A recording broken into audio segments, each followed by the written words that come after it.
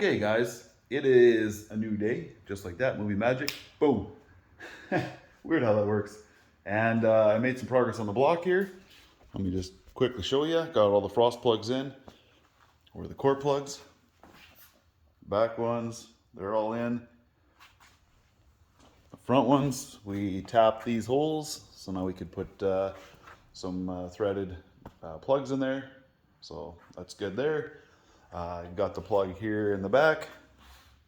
She's in the right location. Bearings are all set, ready to go.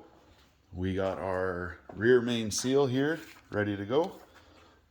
We got the timing, words are hard. The lower timing sprocket, ready to go on. Got my keys.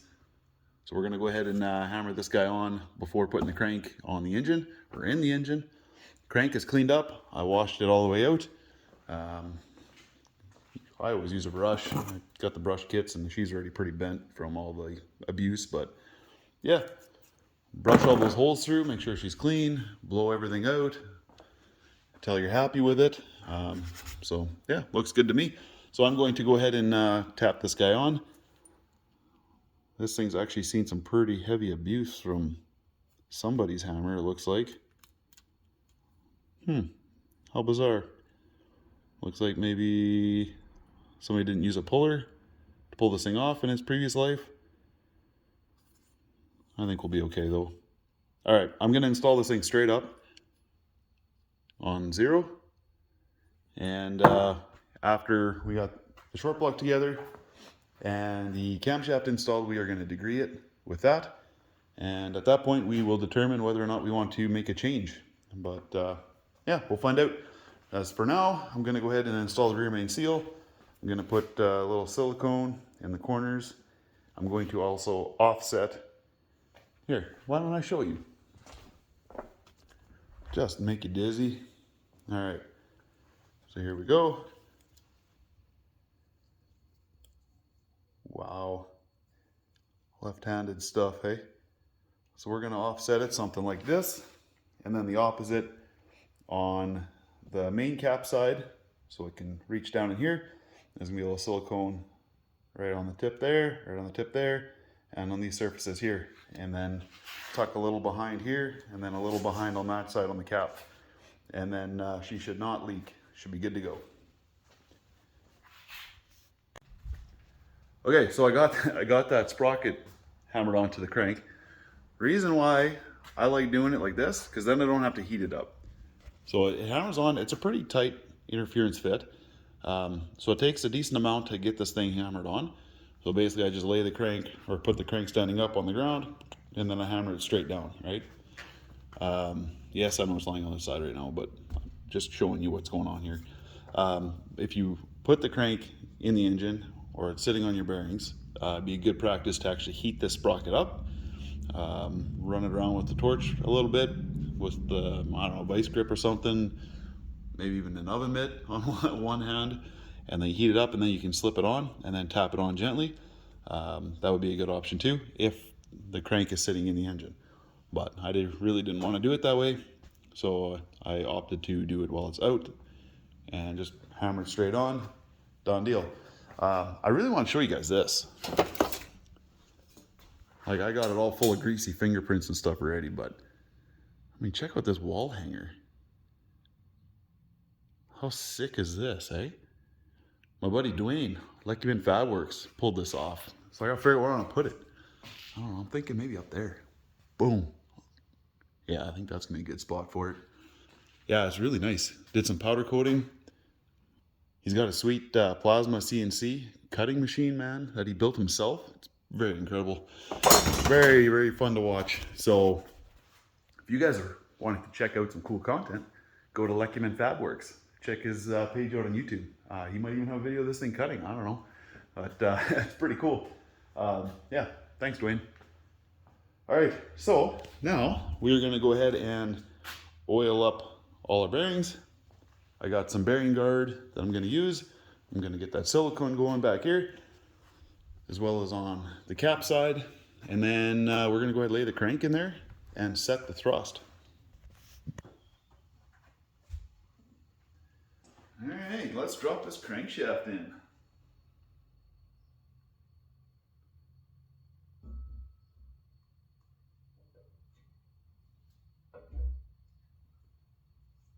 Okay, she is in. All right, I also got some grease, a little bit of Joe Gibbs assembly grease on this back spot here where the seal's gonna be riding on both sides. And the crankshaft is all lubed up already. So we are good. Okay, so I'm gonna get that guy just hand tight. And then get this guy off. I'm just gonna hit this guy back. I'm gonna hit it towards the front. I want to line the thrust halves. So I'm just going to do that a couple times here. And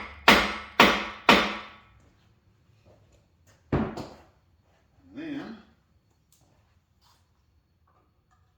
put you back on. We're going to see what kind of end play we got going on here.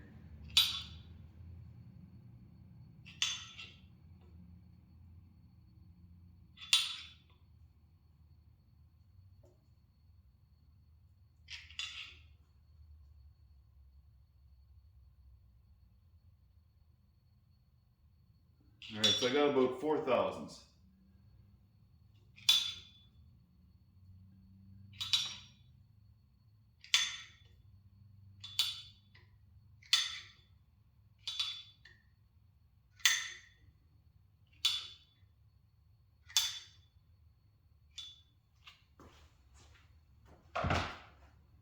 All right, so I'm gonna go ahead and put some assembly lube on the rest of these journals, and we'll put the rest of the caps on.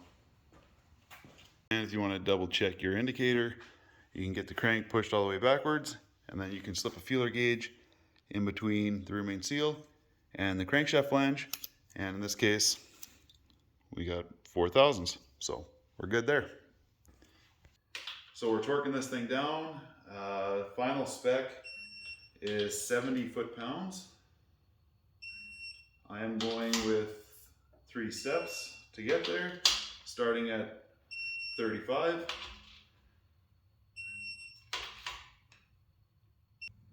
Okay, so it's all torqued down. Still turns over beautifully. You can definitely feel that I got bearing guard in there instead of just regular engine oil. But it's very nice, very nice. Hey guys, check out this sign. Dwayne dropped off yet another sign, just a bigger version. Check out the size of that thing. Like, that thing is huge. He made that for my brother-in-law. That's pretty awesome. But I got problems. I got lots of problems, but I'll tell you about one of them. So I got all the rods and pistons connected here. Went to put on all my rings.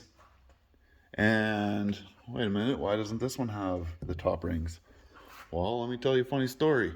Apparently, when you have your rings sitting here and you got junk above that apparently can just fall off and land directly on top of one of your rings and breaks one.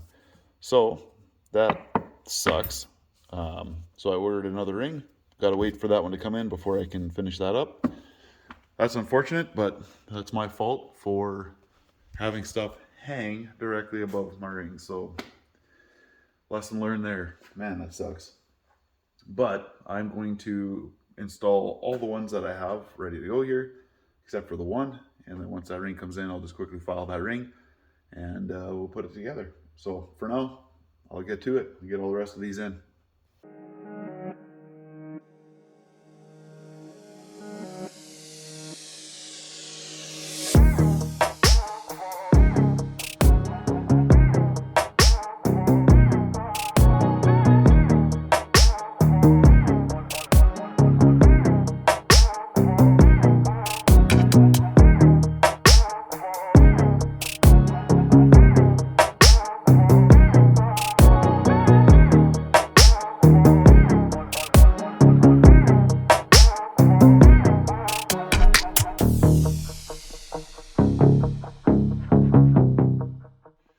Okay, so we got all the pistons installed except for the one that's missing the ring that I need to get in, which is unfortunate, but it is what it is.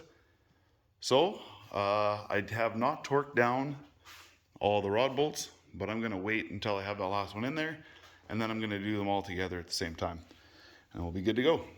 So what I'm thinking, I'm going to slip in that camshaft again, oil it up, get it in there, and then I'm going to put the timing set on, and we're going to measure this camshaft out. We can degree it in already because we got number 1 in there. Yeah, so we'll measure that thing out and see what kind of cam we're actually working with. All right, guys, I got this camshaft degreed in. She's big. Show you what I got going on here. Because we didn't know what the specs of this thing were, and I did it a few times, so I have some different numbers going on here. But right now we're installed on a 104 intake center line. Our advertised intake duration is looking at 298 or so. And then at 50, we're at about 257. And then our lobe lift is 412, 410 to 412. So with a 1.5 rocker, about a 618. And the exhaust side, the exhaust center line is a 112 and a half or so. So this actually gives us a 108 LSA. Right around there anyways, very very close, within half a degree I'd say. At 6 thou lift, I'm showing about 330. It seems a little bit aggressive. I did it a few times and that's the number I keep ending up on. And then at 50 we're at about 267. And then the lobe lift there is the same as the intake side.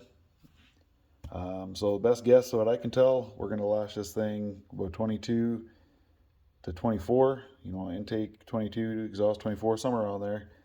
And then we can try tightening it from there. And this thing's RPM range is going to be somewhere in that area, 4 to 78 or 38 to 76.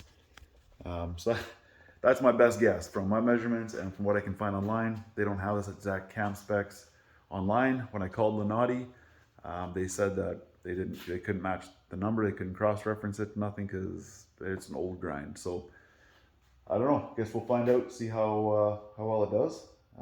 She's going to be pretty aggressive for the street, though. I tell you what, we'll see how that works out. But I definitely look forward to hearing it.